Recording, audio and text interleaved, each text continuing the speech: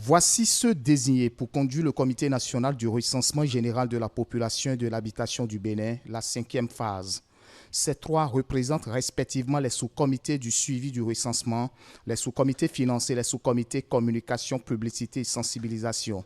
Ils sont choisis pour une mission bien précise. La mission du Comité national de recensement, telle que stipulée par l'article 7 du décret 2022-349 du 22 juin 2022, consiste, je cite, à assurer la préparation et le contrôle de l'exécution du recensement. Ce comité est donc un organe d'orientation stratégique.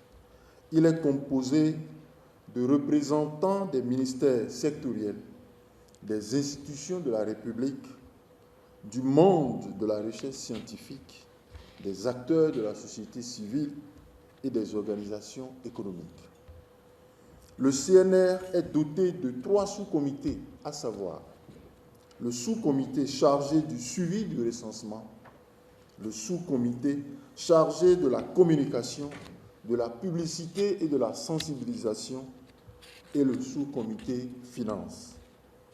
Chaque sous-comité a pour mission d'appuyer le Comité national du recensement et le Bureau central du recensement à travers leurs différentes orientations et avis pour la réussite totale de l'opération. Le ministère de l'Économie et des Finances est l'organe gouvernemental responsable du projet.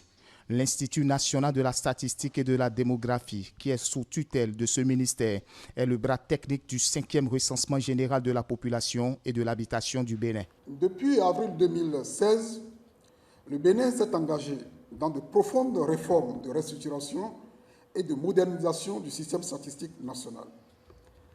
Le 5e recensement général de la population et de l'habitation, qui est la plus grosse opération de collecte de données dans un pays et que nous voulons faire, vient appuyer cette dynamique en cours.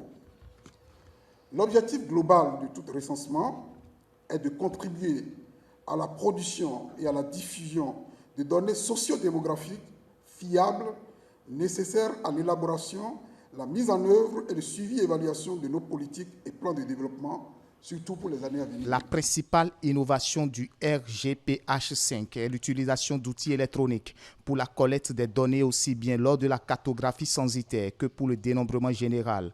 Une option qui va permettre de gagner du temps à toutes les phases de l'opération, qui va renforcer la qualité des données collectées sur le terrain ainsi que la fiabilité des résultats. C'est ici le lieu de féliciter l'engagement politique porté par la plus haute autorité du Bénin, son Excellence le Président de la République en personne, et de remercier l'ensemble des partenaires techniques et financiers qui très tôt ont compris leur soutien à la réalisation des différentes étapes et des activités préparatoires du recensement, tout en les encourageant à continuer à soutenir la suite du processus. Je ne saurais terminer mes propos sans nous inviter tous, Béninois et Béninoises, et toutes les personnes vivant sur le territoire national à accompagner le RGPH 5.